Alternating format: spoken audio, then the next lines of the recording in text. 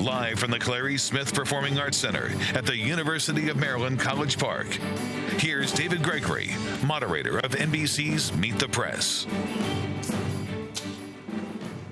And good evening, I'm David Gregory. Welcome to the Maryland gubernatorial debate among the Democratic candidates, Lieutenant Governor Anthony Brown, Delegate Heather Mazier, and Attorney General Doug Gansler, hosted by the University of Maryland, NBC4, and Bowie State University.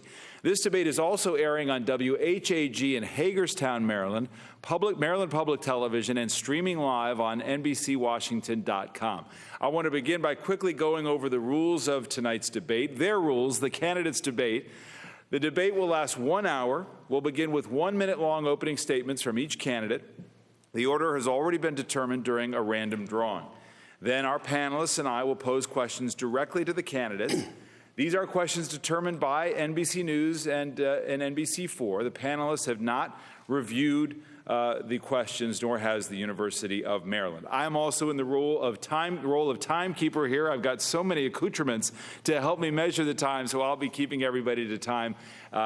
Each candidate is going to have 1 minute to respond.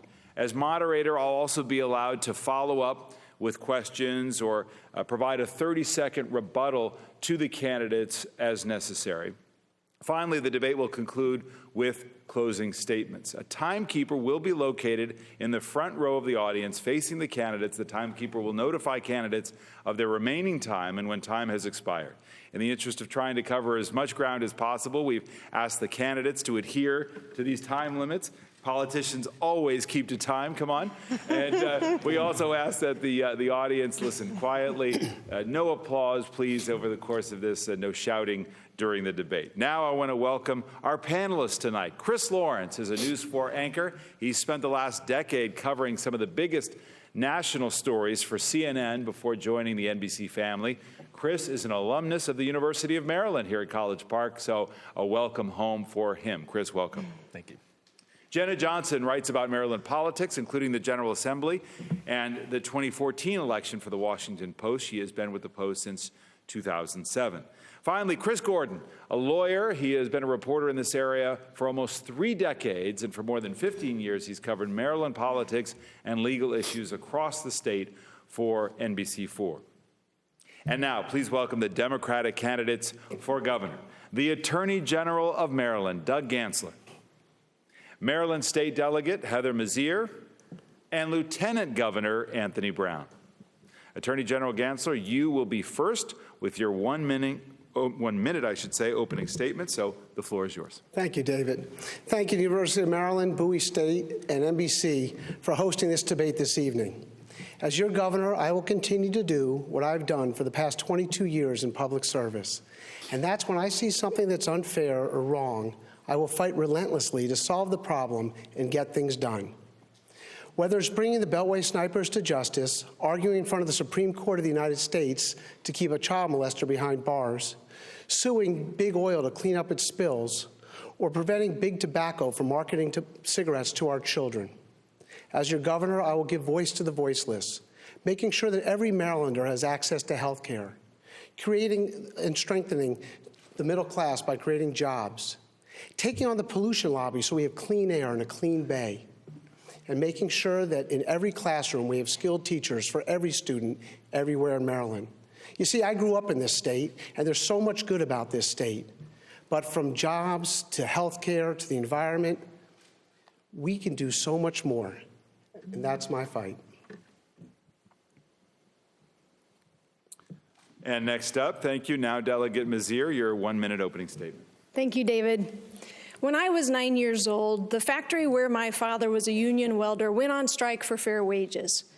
And over the next 6 months, my family and I struggled to live on $45 a week strike pay. During that period of time, my father took me with him to the picket lines where I got to see firsthand men and women standing up for what they believe in with incredible courage. I have remembered this my entire time in Annapolis, standing up for Maryland families. I've expanded health insurance to 50,000 more children in our state, passed bipartisan legislation to give thousands of low-income women access to free family planning services, and just last month, decriminalized the possession of marijuana. But for all of our successes, there are still too many families who are falling behind in our state.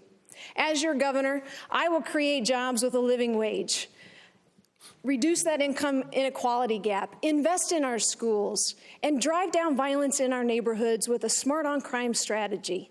Together, we will deliver real results for Maryland families. All right, thank you. Lieutenant Governor, please. Thank you, David, and panelists, sponsors, and audience. Good evening. I'm a generation removed from poverty. My father was raised by his grandmother, my great-grandmother, in a one-bedroom home on a dirt floor in Kingston, Jamaica, poor neighborhood called Jonestown. And when my father was a little bit older than my son Jonathan is today, he wrote a letter to his mother, my grandmother, already in this country. He said, "Mom, bring me to America. I want to be a doctor. I want to heal people." She wasn't a wealthy woman, a woman without an education, but knew the importance of an education. So she saved her money, brought my father, her son, to this country. He was the first in our family to get a college education. My father spent a lifetime as a family doctor treating people and serving people, even those who couldn't pay for his services. When I grew up, I knew I wanted to be just like my father. I didn't go to medical school, but I had the privilege to serve our country in the Army, then in the House of Delegates, and for the last 8 years as your Lieutenant Governor. Together, we will build a better Maryland for more Marylanders, and I look forward to doing that with each and every one of you. All right, thank you all very much. Let's talk about the issues. I'm going to start. Health care is something that Americans are concerned about across the board, especially with the Affordable Care Act. I'm going to ask this question to three of you in the order that was designed, so I'll start with you, Attorney General Gansler. It is widely argued by you and others and believed that the rollout of the health care exchange here in Maryland was a disaster. Who ultimately is accountable for that? What is the impact of it, and how would you fix it? Well, thank you, David. The Lieutenant Governor for a number of years has touted that he is in charge of the Affordable Care Act rollout. In fact, right now, if you look on his website, it says that Maryland has led the country in the Affordable Care Act rollout. The Washington Post, the Baltimore Sun, Senator Mikulski, and many others have called it a national disaster. I think the Lieutenant Governor is the only person that believes it's been a success. We're actually 45th in the country in terms of people enrolled, so that's relatively delusional. We've taken $200 million of taxpayer money and on the website that was broken and flushed it down the toilet. And the tragedy is that real people can't get diabetes screening, health care for their children, heart disease medication. And of course, for somebody who co-chaired President Obama's campaign here in Maryland and went to the United States Supreme Court and had Maryland as the lead plaintiff on the Affordable Care Act constitutionality, it gives the Republicans a chance to attack our president for doing something that no other president was able to do, which is make the United States, like every other industrialized country in the world, all right, Attorney give health General, care to its citizens. You're out of time. Who's ultimately responsible? Who's accountable for this? Well, the Lieutenant Governor. He's under his own recognition. He said the problem is this is literally the one thing that he's been in charge of, that he's managed or he's led since he was Lieutenant Governor, and it's been an unmitigated disaster. All right, the Lieutenant Governor will have a moment to respond in full in just a moment when we come to you, but Delegate Mazier, same question to you. Who's ultimately accountable for this? What would you do to fix it? David, I'm not about casting blame. I'm about fixing the problem and making sure that families get access to the health care that they deserve. I have spent a lifetime making sure that people have access to affordable, quality health care. I believe that health care is a right, not a privilege. I have been a strong supporter of the Affordable Care Act from the beginning because as a delegate, I had been working in our state for years to get many of those same provisions passed in our state. The first piece of legislation that I passed was a bill that allowed young adults to remain on their families' health plans until they're 25. That's now federal law because we showed how it worked in Maryland first. And I learned in passing bills to give 50,000 more children health insurance or getting women access to free family planning services that what matters most is that reforms are implemented effectively. Our ideas and our vision matter in this election, but our records of management matter even more. You want a governor with a successful track record of implementing health reforms, and I am that leader. Lieutenant Governor, are you ultimately accountable for this? David, as I've said on numerous occasions, everyone involved with establishing the Health Benefits Exchange is responsible, and that includes me. I'm not new to health care. For the last 8 years, we have expanded health care to over 500,000 Marylanders who didn't have access before. So when we set out to implement the Affordable Care Act, just like the president with the difficulties in the federal website and the difficulties they had on the launch, so too did we in Maryland. And I sincerely regret that any Marylander was inconvenienced trying to get health care through the broken website. But nobody was more frustrated than me. And that's why I took the action that I did. I reorganized the leadership at the exchange. The executive director left. We refocused the vendors, fired those who didn't perform as promised, including IBM. And after evaluating the resources and capabilities at the exchange, we plussed up the call centers and the navigators, and the result, David, 330,000 Marylanders now with access to affordable But let me quality follow health up on insurance. this. You heard the Attorney General say the amount of money that is going to chase after this mistake. You're about 50% behind where you'd like to be in getting people enrolled. On the national level, this was an issue in terms of getting those young, healthy people to pay attention ultimately and to sign up for something that they think is broken. How do you deal with that? Well, let's give the benchmark first. The benchmark is our goal in Maryland was 260,000. We enrolled 330,000. 260 in Medicaid. Now, Medicaid's important. You know, for better or for worse, you like it or not, in America, Medicaid is the health insurance for the working poor. So we've expanded health insurance to Maryland's poor and working families, 260,000, but a total of 330. So today, in order to ensure that we have a seamless transition for the open enrollment in November, we're adopting proven technology in Connecticut. Let me give 30 seconds to the Attorney General in a rebuttal to this. Well, there's a couple things. First of all, the actual number that we know that was able to sign up through the website was through Jenna Johnson's article. The last we've heard was 4 people. And that is because there's been a cover-up from the special interest that doesn't want us to know what happened. So what they then did, they went into a closed room and decided they were going to chase good money after bad and spend another $60 million to get the Connecticut exchange to come down here and try and retrofit it. Even the Connecticut people say it won't work. But we certainly won't know if it'll work if we don't find out what happened in the first place to the $200 million. We're going to keep the conversation going with Chris Lawrence, moving on to another topic. Yeah, the decriminalization of marijuana has a lot of people in Maryland wondering what's the next step and if that includes legalizing marijuana. Yet the governor of one of the most progressive states in this country has recently raised some serious concerns about that issue. California's Jerry Brown says, quote, if there's advertising and legitimacy, how many people can get stoned and still have a great state or a great nation? My question to all of you is the money that the state could get from taxing this drug worth accepting it in Maryland?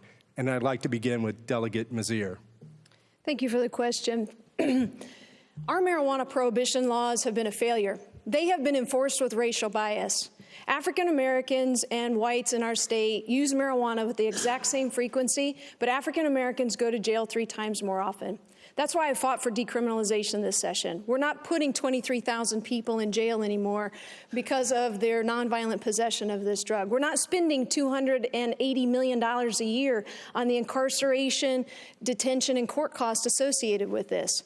But if we legalize, tax, and regulate marijuana, not only are we bringing in a new revenue source that I dedicate to paying for a universal pre-K program, but we would also be sending an important message about the fact that this is a substance that is arguably less harmful to the body than alcohol and tobacco. And for adults, it should be treated the same way. For youth, we have to step in and make sure they don't have access. And there are no campaigns right now to keep marijuana out of the hands of our youth. What drug dealer cards for an ID? I have a plan to spend $4 million a year to make sure that young people don't have access to this. Lieutenant Governor. Thank you, David. Look, Heather and I agree on a number of issues and disagree on probably a fewer number. I don't agree with Delegate Mazur's call for legalization at this time. I think there are 2 states that are looking at it. We ought to be looking at not just the money, but the socioeconomic effects. But I do agree with Delegate Mazur in the decriminalization of possession of small amounts of marijuana. We spend over $100 million in this state prosecuting possession of small amounts, and that could go to prosecuting more violent crime. Also, as just pointed out, disproportionately, African-American, particularly African-American young men, are arrested at higher rates, yet consumption rates are the same in this country.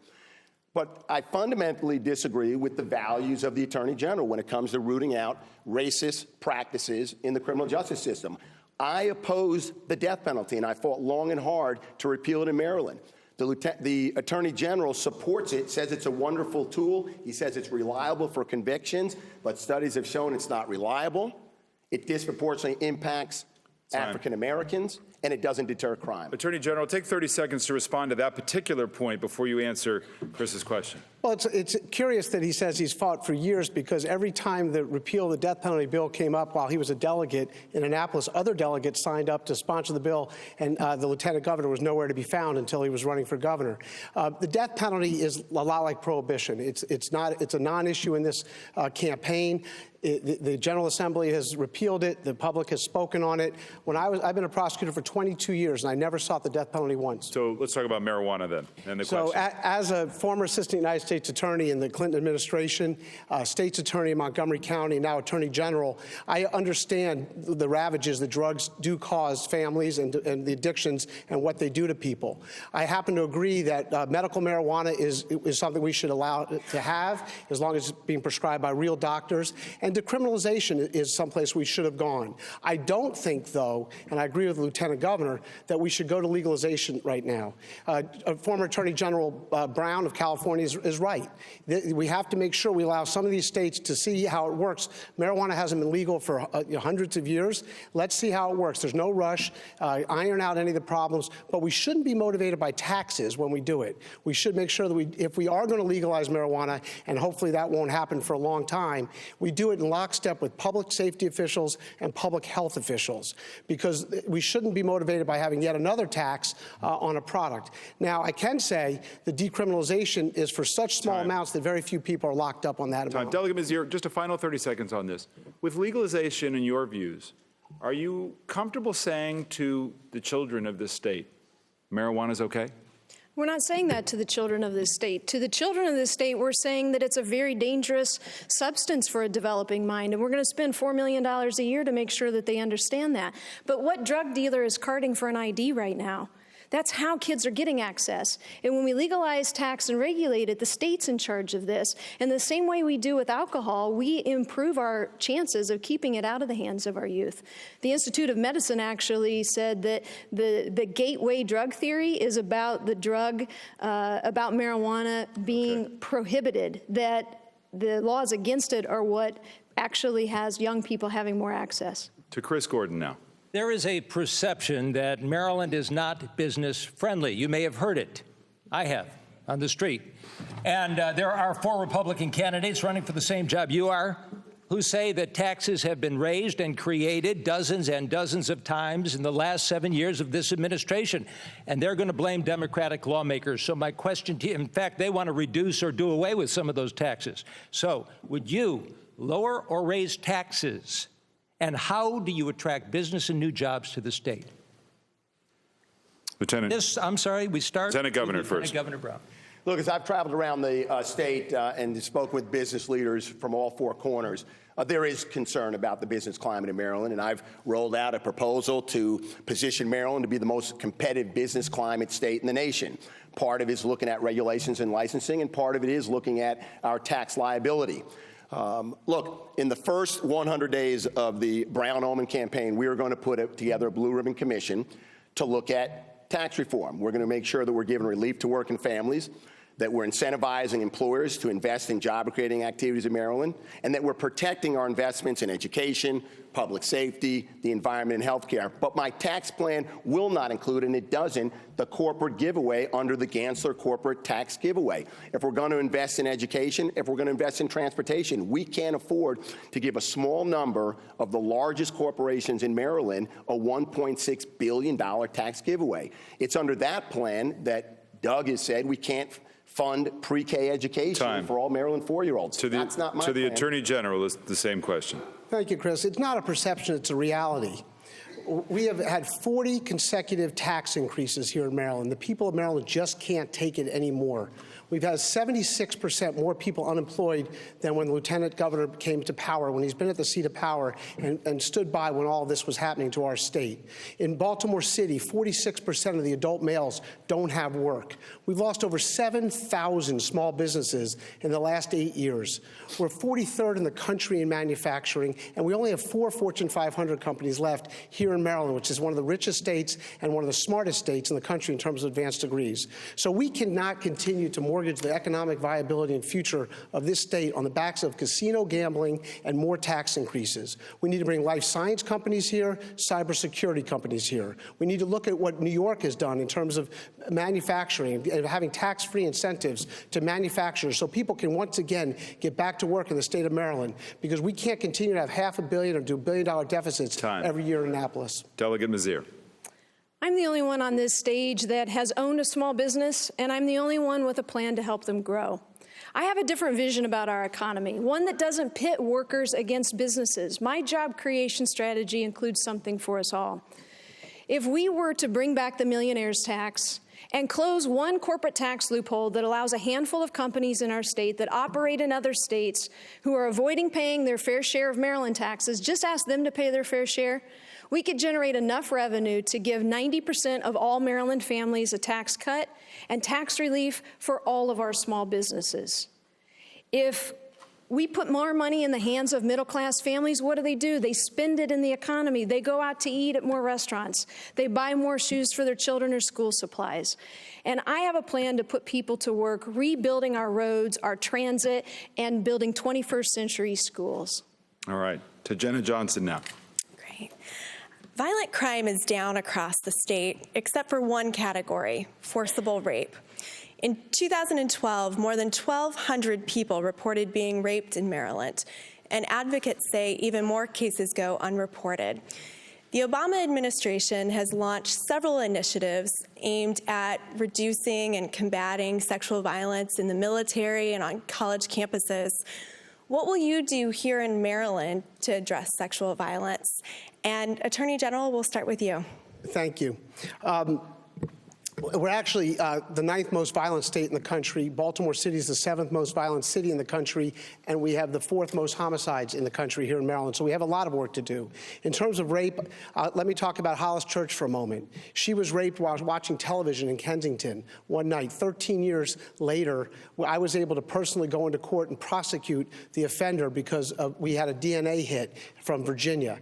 We then went to the Supreme Court of the United States when I was Attorney General and made sure we upheld the DNA statute so that law enforcement could use DNA to solve cold case rape cases. So we do have an issue here in Maryland, and we need to do a lot more in terms of our crime prevention and going forward. We need community prosecution. We need to make sure that a lot of the rapes actually happen in domestic violence situations, and I started the first domestic violence court in Montgomery County. We want to have domestic violence courts all over the state when I'm governor. Delegate Mazier. Any woman who has faced rape or domestic violence deserves to know that she has a governor and the law on her side. I have been pushing to erase the backlog of rape kits that are sitting in our criminal justice system. I have a plan to make sure that we remove guns from the scenes of domestic violence disputes, because we know that women are 5 times more likely to be hurt, harmed, killed even, when their abuser has a firearm in the home. And I've been pushing for paid sick leave that includes time off for safe time, for women who need to interact with the criminal justice system, work to get a restraining order, or meet with an attorney to get the protection that she needs. We have to make sure that we protect and empower women, that we bring their abusers to justice, and that we do everything we can to make sure that this violence isn't repeated again. I'll be the governor that helps get this done. Lieutenant Governor. You know, we'll build stronger communities on the foundation of stronger families when our wives, our mothers, our sisters, and our daughters can live free of the fear of sexual assault, rape, and domestic violence in the home, in the neighborhood, and in the workplace. No family is immune from that type of violence. My cousin Kathy was killed at the hands of her estranged boyfriend. And since that time, and even before, I've worked with the advocates of domestic violence. We've increased the number of domestic violence referral programs and sexual assault units at our community hospitals from 4 to 9. And my goal is to reach every one of the 43 community hospitals in the state of Maryland. Together, we've done a lot of work to reduce domestic violence against women, to make this a safer state for women. We've given judges the authority to order domestic abusers to surrender their firearms. This year, finally, after 19 years of failed effort, we lowered the standard, and a woman can now get a protective order on a preponderance of the evidence standard instead of the heightened, clear, and convincing standard. So we're making a lot of progress. We have a lot more work to do. Back to Chris Gordon. All right, this question deals with character, leadership, and fitness for office. You've all had public service. We thank you for that. And I'm going to ask you each an individual question to answer here. Attorney General Gansler, your judgment has been questioned. With the pictures that we have seen from the party you attended, where your son was at, where there may have been underage drinking, and you said you did nothing to stop it, it was not in Maryland, it was in Delaware. With your statements, military service you implied was not a real job. And with your use of a state car, a report being that you asked your state detail to go through red lights or up the shoulder of a road to get you to an appointment on time. Lieutenant Governor Brown, we have heard tonight that you botched the rollout, and in fact, the Attorney General used the word cover-up tonight. And Delegate Mizir, critics say that you're just not experienced enough because you've been a state delegate since 2007, but you've never had statewide elected office or experience as an executive. How do you all answer these critics? Delegate Mizir, we start with you. Marylanders want a governor who knows how to bring people together to get big things done. Let me tell you 2 stories about the way I've done this on family planning and marijuana decriminalization. I reached across the aisle to work with the head of the Tea Party caucus to expand family planning services to low-income women by first convincing him that it lowered the abortion rate and saved the state money. It also happens to be good for maternal and child health outcomes. Together, we put partisanship on the shelf in order to make progress for our state. 34,000 more women have access to free family planning services in our state because of this. This year in the legislative session, with just 48 hours to go, the press all reported that our marijuana decriminalization effort was dead. It had got voted out of a committee and turned into a study bill. I worked with the Legislative Black Caucus and a group of progressive legislators to come up with a strategy on the floor to turn that around. We passed that law, sent it to the governor's desk. Maryland is now the 18th state to decriminalize marijuana. Both of these happen because of leadership. Time. I'm the governor that this state is ready for. Lieutenant Governor, what about the criticism, Sure. the leadership question, the fitness question? Sure. As governor, I would bring not only 8 years of experience as lieutenant governor, but 8 years in the General Assembly and 30 years in uniform in service to our country. As lieutenant governor, during the last 8 years, I led the effort on base realignment and closure that is already to date created or brought to our state 49,000 jobs, and we are well on our way to meeting the goal of 60,000 jobs by 2022. Reduce violence against women and children, and the work we're doing on domestic violence that I've had the opportunity to lead and work with so many on. We've reduced the number of children in foster care from 9,000 to 6,900. I've led on that effort, as well as the work we've done to serve our veterans. Marylanders have a choice. They're going to look at experience, they're going to look at record, and they're going to look at judgment. Not only, Chris, the things that you offered up to the Attorney General, but also the fact that he was the only state's attorney in the history of Maryland reprimanded by the highest court for misconduct, ethical misconduct in office, because he denied a defendant the right to a fair trial because he, for political gain, spoke out. That's judgment. Voters are going to be looking at that. Attorney General, you can respond to that as well as the question that Chris originally posed. Start with the reprimand? I'd like to, yeah, since it just... Yes, I had the honor of being reprimanded by the Court of Appeals because I took on a judge who said to an 11-year-old girl who was raped by a sexual internet predator that it takes 2 to tango, and it was her fault for responding to his emails, which is why he went and raped her. The Court of Appeals then reprimanded me for being a public official, publicly reading a public charging document at a press conference with the police. I wear it as a badge of honor. As far as character, I think my character stands for itself. I've been in public office for for 22 years representing the victims of crime. I've taken on cases, for example, Garrett Wilson, who murdered both of his babies in the 1980s, and they ruled as Sid's death. Nobody else would prosecute that case. I did, and he's spending the rest of his life behind bars. There were children in Baltimore City who didn't have access to the same things the rest of Maryland did to be able to play lacrosse. So 6 years ago, I cared about them, so I started a league called Charm City Youth Lacrosse. We have over 400 boys and girls in that league right now that are all prospering and being able to go to better schools and being active in their communities. Let me talk about the beach party, because you're over on your time, but I'm going to ask you, well, you have 30 seconds. I'm going to ask you about that. Did you miss an opportunity as the Attorney General of the state to deal as the Attorney General with underage drinking? Did you miss an opportunity as a parent to step into that situation and not put blinders on, but deal with it more responsibly? So my wife and I have been married for 22 years. We are profoundly proud of our children. That night I went to tell my child what time he was going to leave the next morning. Could I have done something different there that night? Absolutely. Well, will we say things to our children or do things in the future that we could do differently? Absolutely. As a matter of fact, a few weeks later, I took him to college at Penn. And is there underage drinking at college? Absolutely. I'm not going to not send them to college, but we worry. We parent on the fly. And that was the mistake we made that night. In terms of Attorney General, I led the nation in taking caffeinated alcoholic beverages off the shelves. All right. We are going to leave it there for a moment. We are going to take a break here, take a pause for a brief commercial break. We'll be right back with many more questions for the candidates for Governor of Maryland. And after the debate, join me for a special Google Hangout on NBCWashington.com. We'll be right back.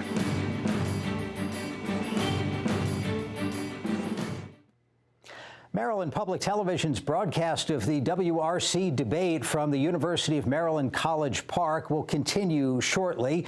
Coming up on June 2nd, the Democrats will debate again live in MPT studios. That debate airs at 7 p.m. On June the 6th, MPT will broadcast a debate featuring the Republican candidates for governor, also at 7 o'clock. Tonight's debate continues right after this. Thousands of sharks hunt along the volcanic reefs of this tiny island in the Pacific.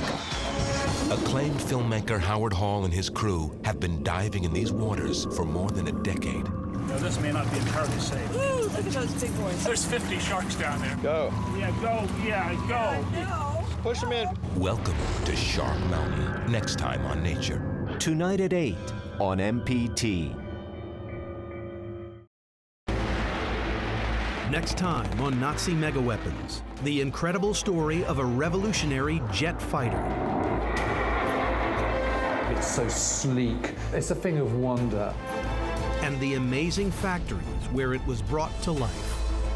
This is a very impressive example of Nazi engineering. It's almost exactly like a Bond villain's lair.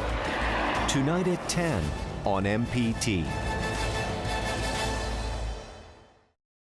Look what we found on Chesapeake Collectibles. This is a treasure trove. And it was going in the trash.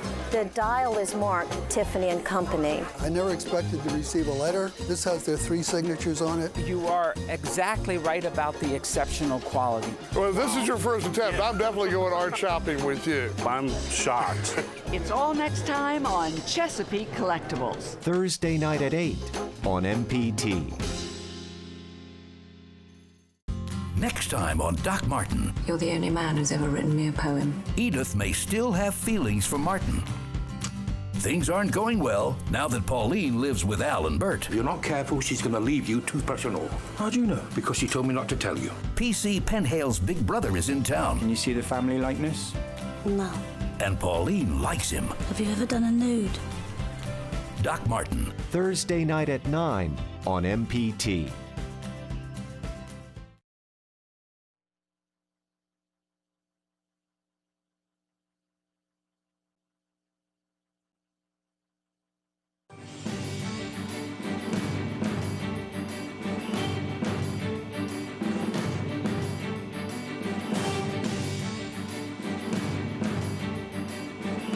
And we are back live at the Clarice Smith Performing Arts Center at the University of Maryland with three Democratic candidates for Governor of Maryland: Attorney General Doug Gansler, Delegate Heather Mazier, and Lieutenant Governor Anthony Brown. Before we move back to the panel, I want to just stay for a moment, Lieutenant Governor, on this leadership and character question. You heard the Attorney General respond to questions about that beach party. Firstly, is that a character issue for you in this race? And secondly, how did you respond to his comment about your military record? Well, I think it's a judgment issue, and the set of rules that apply to the public apply to us. If it was one thing, if it were perhaps in your own living room with your children. But months earlier, you looked into the camera, you told parents what we know. We are the role models to discourage underage drinking. You did a public service announcement, but then found yourself in the middle of not one, two, or three, but literally hundreds of teenagers underage drinking. And what I would have done as a parent, and I too am a parent, my 19-year-old daughter sitting right here in the audience, I would have stopped the party and made sure that every child got home safely. All right, take 30 seconds, Attorney General. Well, as much as I appreciate the Lieutenant Governor lecturing me on my parenting skills, I would like to talk about the military question that you just asked. To be clear, I did not say one derogatory syllable to any one of our veterans. Like everybody watching at home and everybody here, I have the deepest respect for our veterans and a profound depth of gratitude toward them. But we can do so much more for our veterans in Maryland. During the 8 years, we haven't stepped up. We could get them PTSD counseling. We have the worst Veterans Administration office in the country here in Maryland, and we need to make sure that we don't tax their retirement income here in Maryland. Quickly, Lieutenant Governor, respond to that since you were the... You can't build a strong Maryland if you keep cutting it down.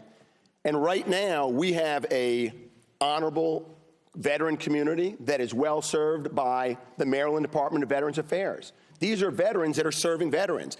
Post-traumatic stress disorder, the work that we're doing to connecting them to jobs. We're proud of the work that we do, and we're proud of the service that they perform both here in the community and we're in service. Whether you're a cook, a clerk, a lawyer, a pilot, or anything else in the military, we value your service to our nation. Let me give you 30 seconds on this issue. David, you asked about leadership and character. I don't think it's about this kind of personal bickering and attacks. Voters are wanting candidates to remain positive and stay focused on the issues. Leadership and character that we need in Annapolis is a governor that will take on the special interests and fight for middle-class families. And that is who I am. That's who I've always been, and that's what you can expect me to do as your governor. All right, Jenna, back to you. So we recently heard a recording that was reportedly the owner of the LA Clippers making racist comments. The NBA has since banned him for life. And President Obama responded by saying, quote, "We constantly have to be on guard on racial attitudes that divide us, rather than embracing our diversity as a strength." Here in Maryland, the owner of the Redskins has said that the team name celebrates Native American culture, while others have said it's an offensive racial slur. Is it a slur, and should it be changed? And Lieutenant Governor, we'll start with you. Sure. First of all, let me say that what the NBA did in response to the comment by the owners of the LA Clippers was appropriate, and it sends a strong signal that those words, that action is unacceptable. I no longer refer to Washington's football team by their nickname. I do find it offensive, and I would hope that the owner, Dan Snyder, would reach the same conclusion and to change the name. I believe that the fan base wants the same thing, but more importantly, if we're going to live up to the kind of Maryland that we can all be proud of, then we have to synchronize our words, our actions, okay? And Dan Snyder, if his football team particularly is playing in Maryland, he ought to synchronize his conscience, his actions, and do the right thing and change the name. Attorney General. Thank you. I started the first civil rights division in our state's history in the Attorney General's office. We've taken on the minority achievement gap in higher education. I'm extremely concerned about the lack of funding for our HBCUs here in Maryland. We've addressed voting rights issues. So I'm keenly aware of this issue involving civil rights and people that feel discriminated against. You know, in terms of the Redskins, I've been a lifelong Redskins fan. I do a show every week before the game for the Redskins, and I am sympathetic to those fans that deeply love the name and understand that it wasn't intended as a slur, but it is. And so we should move toward changing the name away from the Redskins because people find it offensive. We changed the name of the Bullets when people found that offensive. And look at tonight, the Wizards are playing right up against this debate, and hopefully they're winning. And so, so we can change the name and move on. And I think that if people are offended by it, we actually should change the name, and the Redskins owners will make a lot more money by selling throwback jerseys and the like. If they don't, though, if you were governor of this state, would you pursue some recourse to put pressure on the team to do it, pressure on the NFL to do it? You know, I think not. I think I would meet with Mr. Snyder and people from the Redskins organization and try and come to an understanding. I think they're going to change the name. I think that the die is cast, and I think they're going to change the name. The question is when and how. Delegate Mazier. Words matter, and I am opposed to the name of the Washington Redskins, and I've made that clear over the course of this election, but our actions matter even more. Let's talk about the income inequality gap that exists in our state. We raised the minimum wage this year, but it was so watered down by the time we pushed it through that the next governor will be running for re-election before it even gets to 1010. And we didn't include provisions that indexed it for inflation or addressed the problem of our tipped workers still only earning $3.63 an hour. Many of those workers are women and people of color. If you look at our gender pay gap in this state, women are still making, on average, 85 cents on the dollar to their male counterparts.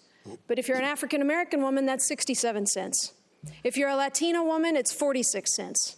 This is an issue of urgency that demands a governor that cares about these issues and will fight to address the income inequality gap, that has plans to provide minimum wage relief. I want to not just have a minimum wage. I want to have a living wage. And I'm the only candidate up here that has put that policy on the table. To Chris Lawrence.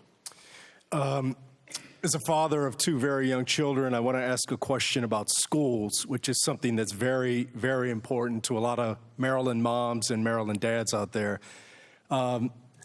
Just down the road from here, Montgomery County's enrollment has grown by about 15,000 students just since the year 2000. The county educates more than 17% of Maryland students, and yet it only receives about 11% of school construction funds. My question is, will you work to change the current funding mechanism for Maryland schools to steer more money to Montgomery County? And let's start with Delegate Mazier. Thank you for the question. It's a really critical one. I got involved in this issue 3 years ago as Vice Chair of Education and Economic Development for our Appropriations Committee. And I was touring schools in Baltimore City. I was in Halliburtt Academy, and I was devastated by what I saw. Fountains that the kids can't drink out of because they're lead piped.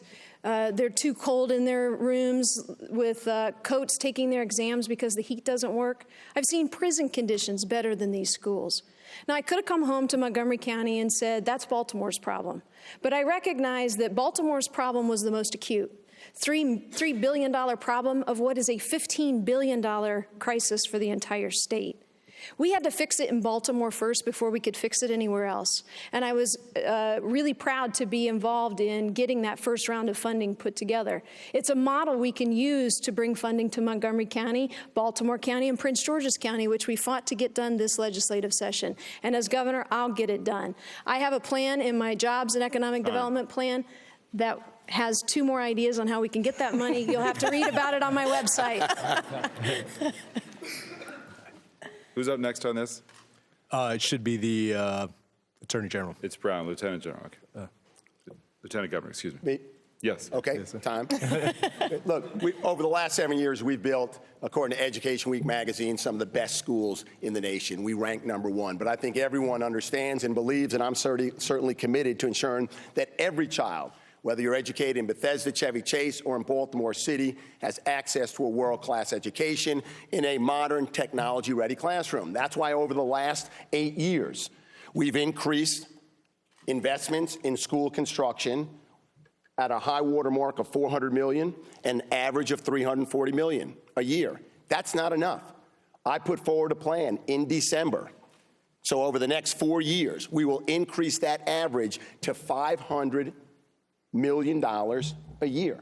I'm committed to working with the local leadership in Montgomery County to do exactly what we did in Baltimore County. We authorized a $1.1 billion school construction program to get those children out of the second oldest set of schools in the state. We can do that. We have the resources in Maryland. It's not going to be easy. We have to set our priorities. In a Brown-Ullman administration, schools are top priority. To the Attorney General. I grew up in Montgomery County. I'm a proud graduate of the Chevy Chase Elementary School. My family lives in Montgomery County, so I actually know what Montgomery County is like. And it's not like what much of the state believes it to be like. We're a majority-minority county. We have 166 languages spoken in our schools. And to your question, we are woefully underfunded. Baltimore City needed new schools, and they got $1 billion toward that. But Montgomery County, Prince George's County, and Baltimore County deserve to have new schools too.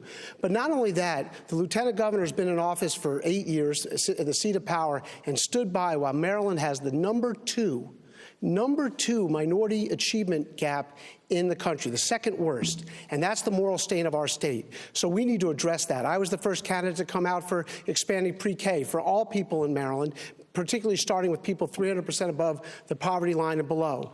But we also have to make sure we have skilled teachers, like in every other profession, reward the people who are most esteemed, which is our teachers. Time. Lieutenant Governor, take 30 seconds for rebuttal. Thank you. 30 seconds. Maryland leads the nation when it comes to reducing the achievement gap by income, and we have work to do. Our students of color are making the greatest progress in 4th grade and 8th grade math and reading. We still have an achievement gap to close. That's why I have a plan. Doug, you talk about a moral stain in education and achievement gap. If we pass the Gansler corporate tax giveaway, that moral stain will become an indelible blemish as generations of students will not have access to early childhood education, which is proven to be one of the best ways to eliminate the achievement gap in Attorney education. General, take 30 seconds to respond. President Obama, Congressman Van Hollen, Congressman Hoyer are all for reducing the corporate tax. One of the reasons why we're losing so many of our companies to Virginia is because we have an 8.25% corporate tax and they have 6%. I was an economics major at Yale. I get that people operate on their best interests. If we reduce the corporate tax by 1/4 point each year, more jobs will come, our tax base will be enhanced, and we'll be able to do things like fix the schools where we have this minority achievement gap. So we do need to, and I agree with Heather Mazur, we need to close that corporate loophole for the big companies. Let me go back to Chris. Call this the legacy question. The current governor, Martin O'Malley, had a very progressive list of priorities and passed most of them, if not all of them, the DREAM Act, lowering and making in-state tuition for the children of illegal immigrants, same-sex marriage, abolishing the death penalty, tough gun control laws, and this session, his top priority, raising the minimum wage. So my question to each of you is, what's the next big idea you have? What would be your legacy if elected governor of Maryland? And we start with Delegate Mizzier. Actually, we're going to start with the Attorney General. We're watching this closely, so the Attorney General is here next. Thanks for noticing. I was 5 years ahead of most people on the issue of marriage equality. I went down and testified on it before anybody else thought it was a good idea. They literally tried to impeach me in Annapolis. And of course, my wife was hoping they would be successful, so I'd get a real job. Here I am again as Attorney General running for yet a new job. I then wrote an opinion recognizing out-of-state same-sex marriages here in Maryland because I thought it was the right thing to do, and I didn't think people should be discriminated against. I then was the first person on this stage to come out for increasing the minimum wage. It's just not fair. If you're making $7.25 an hour, working 40 hours a week, and you're still under the federal poverty line, that's just not right. So I think the next thing we need to do is bring jobs back to Maryland. We cannot sustain this. There's too many poor people. When you have 46% of the people in Baltimore, grown men, out of work, that's wrong. And the second is dealing with reentry, taking prisoners from behind bars and making them tax-paying citizens. Delegate Mizzier. Thank you. I have a plan to make sure that we don't just have a minimum wage in this state, we have a living wage. Because no one should be working 40 hours a week and still be living in poverty. I have a plan to make sure that we address that achievement gap that we discussed earlier. It still matters in Maryland what your socioeconomic status is and what your race is to determine whether or not you're going to be successful in school. And we know it doesn't have to be that way. When we invest in early childhood initiatives from birth to age 5, we eliminate that disparity and give every child a chance to enter school ready to learn at the same pace. My plan to address this is comprehensive. It's a universal pre-K plan, not just for 4-year-olds, not just for 4-year-olds from some low-income families, all of our 4-year-olds, and we'll cover a half day for 3-year-olds as well. And we'll also provide child care subsidies, not just for low-income families who have a long waiting list to get access to care, but for middle-class families as well, because our children need access to quality, affordable, nurturing educational environment before they get into pre-K. Lieutenant Governor. Thank you, Chris. We live in a much more just society today than we did 8 years ago. Passed marriage equality and the DREAM Act. We passed some of the most stringent gun safety measures in the wake of Newtown, Connecticut, and we repealed the death penalty. I believe that the greatest challenge that we face as a state and as a nation is to address the persistent, debilitating gaps, disparities, and inequities that exist in our economy, in our society, in our community, and yes, in our classrooms.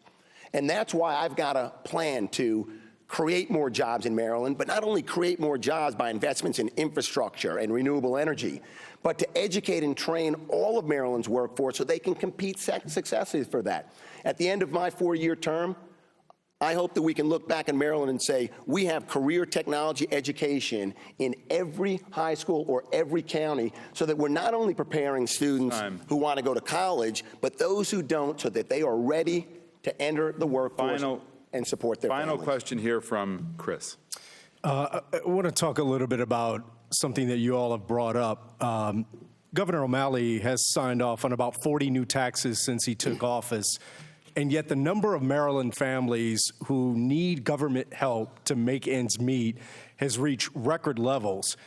And this is a very simple question. Would you raise taxes to cover the cost of continuing this level of government assistance? And I believe we go to the Lieutenant Governor first. Thank you. Look, I think the good news is I don't see the need in the foreseeable future to have to raise taxes in Maryland. We've got the resources and the revenues to take on the tough challenges ahead, to fully fund education, to continue to drive down crime in neighborhoods throughout the state. I do believe that we ought to engage, as I said earlier, in comprehensive tax reform. Look, Maryland and America still has a level of poverty that is higher than it was when Dr. King was waging the war against poverty in the 1960s with Lyndon Johnson, President Johnson. That's why we've invested in Medicaid. That's why we've taken on a strategic goal to end childhood hunger. That's why we've expanded affordable housing, and I've got a plan to deliver even more affordable housing. Yeah, there are more demands, but Maryland's a great state, and Maryland can be better for more Marylanders if we apply our resources effectively, wisely, in a socially prudent and fiscally responsible way. Attorney General. We've raised 40 straight taxes. People can't take it anymore. There's been a recent poll by Gallup that says 47% of Marylanders want to leave the state because of the tax burden and the economic hardship that we face. We need to actually bring jobs back. We need to focus on the fact that we are the only state in the country that has NIH and Johns Hopkins, #1 hospital in the country, as well as the University of Maryland medical system. We need to focus on the fact that we have the Cyber Command Center and the NSA here, and we have the smartest people in the country in terms of advanced degrees. Yet we don't leverage that. And we need to bring manufacturing back to Maryland, and we need to make sure that Prince George's County has economic development around its transit-oriented development, because if we don't have jobs, we're going to continue to have poor people. There's nowhere to go. And so one of the things that we want to do is when you're 16 years old, there's some people that want to get a job. They don't want to stay in school until they're 18 and go the traditional path. So they'll have an ability to do a career and vocational and career apprenticeship where they can go in the afternoon, start to get certified, so when they're 18, they can get a job. Delegate Mazier. Being governor is about setting priorities and building budgets around it. It's about revenues in and expenditures out. By decriminalizing marijuana, we've created another $280 million of savings in our budget. By legalizing and taxing it, we create another $160 million. When we close the corporate tax loophole that the handful of companies are abusing right now, $200 extra million in our state. Bring back the millionaire's tax, another $112 million. And what do you get for that? A universal pre-K program, tax cuts for small businesses, and 90% of all Maryland families get middle-class tax relief they have been begging for in this state. These are my priorities, and this is exactly how I will pay for them as your governor. All right, to closing statements, Delegate Mazier, you're going to begin. You each have a minute. Please stick to time. We're tight on it. Go ahead. Okay. I see it in living rooms and community centers all across this state. Voters want candidates who remain positive, who are focused on the policy and not platitudes, who remember that we're always going to be stronger when we put our common good ahead of the priorities of special interests and people who have extra access in Annapolis. I'm a governor that wants to make sure Maryland works for all of our citizens. I will invest in infrastructure needs for our state, make sure that our schools are great in every corner, reduce crime in our neighborhoods, and turn our minimum wage into a living wage. And for the women watching tonight, I know that for too long, the inequalities in our schools, in our pay, and in our economy have existed for too long. It doesn't have to be this way. I know what it takes to make Maryland work and be fair for all of Marylanders. And as your governor, I will get it done. Lieutenant Governor, please. Thank you, David. Over the last 8 years, we, and I say we collectively, have made tremendous progress as a state. We have built the best in the nation public schools, but we know that not every child's educated in a blue ribbon school today, so our work continues.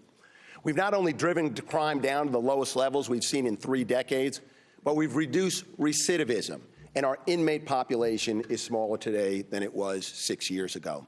We're one of only a handful of states that weathered the Great Recession with a AAA bond rating. We recovered jobs at a rate faster than every state in the Mid-Atlantic, with an unemployment rate 1% below the national average. But we know that there continue to be Marylanders who are unemployed and underemployed. That's why I've got a plan, and I ask you to go to anthonybrown.com, because in this hour we didn't discuss all of it. I've got a 5-point plan to create jobs. I've got a plan to deliver universal pre-K to every Maryland 4-year-old, greater investments in career technology education, in school construction. But I need you. I need you to help me and Ken Ullman build a better Maryland for more Marylanders. To the Attorney General, closing thought. You've heard a lot of back and forth this evening, and I want to end by sharing what motivates me, because during a political campaign, that does and can get distorted. Like you, my family motivates and defines me. Laura and I have been married for 22 years. We're profoundly proud of our children. We're incredibly devoted and involved parents, and I want them to be proud of our public service. And many families out there, you also motivate me. All the families I see around the state of Maryland, because we have taken on judges because of that. I have mentored inner city kids that the system has left behind. I've taken on polluters, cyberbullying, internet fraud, and internet crime. And when I'm governor, we will deliver the promise of health care reform, because health care is a right. So I just want to leave you with one thought, if there's one thought you can be left with, which is this: I will always stand up against the special interests, because your fight is my fight. And we will leave it there. Thank you all very much. Thank you to our partners, University of Maryland, NBC4, Bowie State University, for hosting